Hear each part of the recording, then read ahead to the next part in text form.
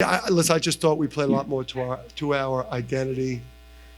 Obviously, we have adjustments that we've got to make. To losing the two guys we lost, the caliber of Adama and Tyrese for the foreseeable future. But I thought we were just more to our identity today, even though we gave up a high shooting percentage in the first half. It wasn't because we were lethargic. It's because we had guys in spots, defending off the ball in ball screen situations that, haven't been in those positions a lot. So I think their high field goal percentage in the first half was a reflection on that. But we wanted to pressure them. We wanted to try to dictate terms more. I think we've gotten away from getting after people and picking up and using our athleticism. And obviously now with Adama out in particular, we've got to be able to play faster and get into people more in the full court.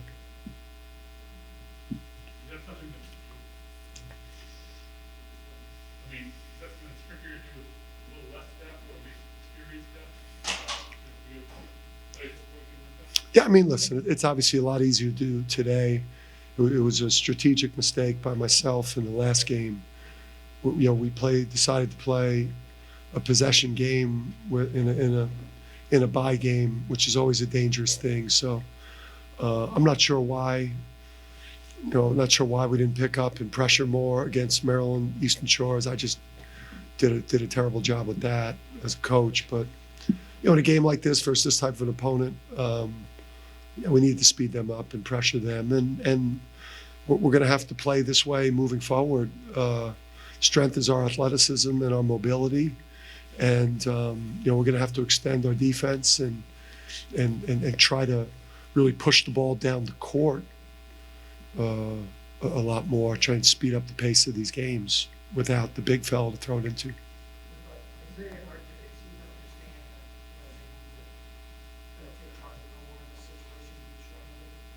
Yeah, no, listen, if RJ and Isaiah are off a tick, we're in deep trouble. So, again, you lose, a first team all conference level guy and another guy that's an all conference level player, and Tyree, you lose two all conference level guys. That you're, and now you've got Isaiah and RJ who are also, RJ is playing like one of the best guards in the conference, and Isaiah is one of the most invaluable players in our league in terms of just a do-it-all guy. So, yeah, we cannot afford those guys to be off a tick, and then everyone else has got to give us more. Did you see enough from the guys who had to step in and absorb the minutes that were lost? Did you see enough from those guys to have some confidence that they can sustain you through these next few games? Yeah, I think Jordan. I felt like Jordan needed to let a couple more threes go. I thought he was. I thought he had a couple chances where, he could have got off a clean three. He's such a big time shooter, and he turned it into like a tough mid-range shot. But guys like Tyler, like we're going to need. We're going to need double-figure points, nightly from him. He's going to have to give it to us pretty much, every night. Jalen, I thought he had a great response today. He was really, really aggressive, and he played with a lot of force. I think he really responded to, the way that we went at him the last couple of days. Sampson, obviously you see the talent there with him. When he just gets a clue as to what's going on out there, this time that Adama is going to miss, if we could just kind of hold down the fort here, that's just going to be another weapon that we're going to have in our arsenal. So, and I thought Akok responded well. He looked, more like himself. He looked more confident. And obviously with the level of competition, the way that's heading, I think guys are going to feel more confident going into next week. I was going to ask you about Akok, but did you think that once he got a couple blocks, he sort of settled in, really got a little more of a feel for the game than he has in, 3 weeks or whatever?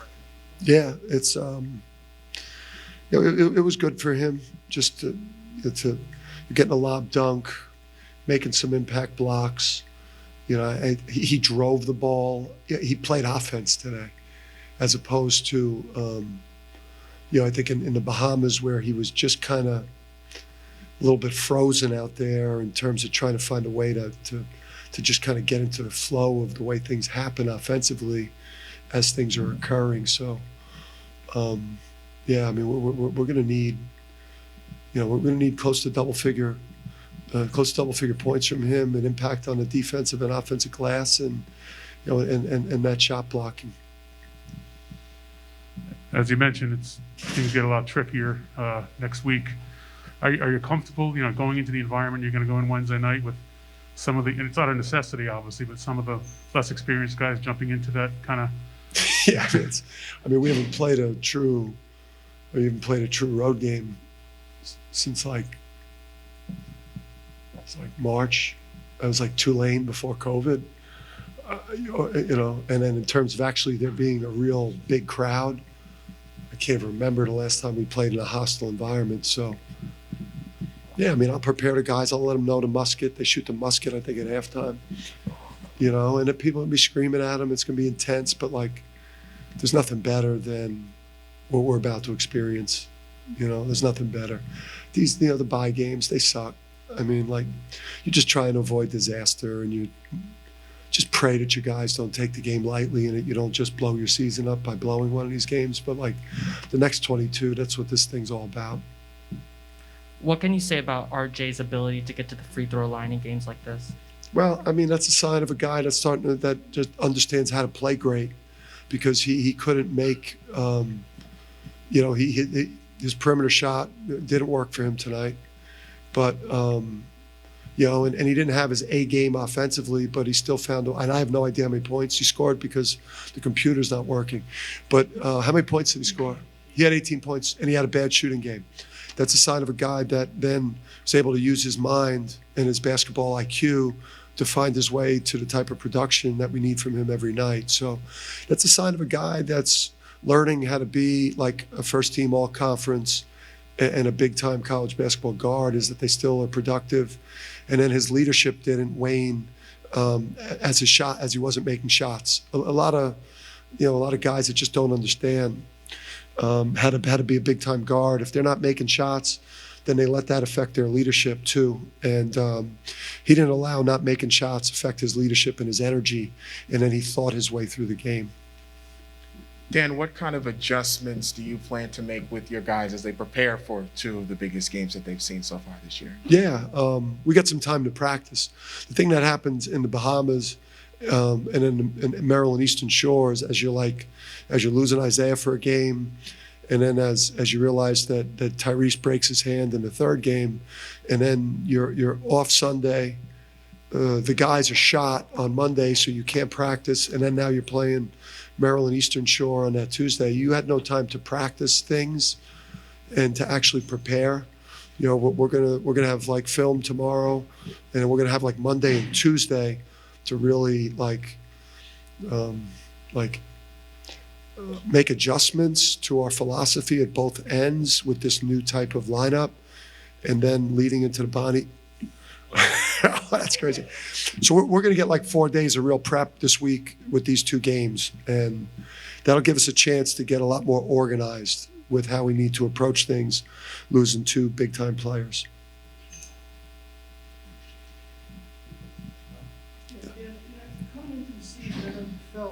Coming into the season, I know you felt like you had a lot of depth, that it was a really deep team that you had.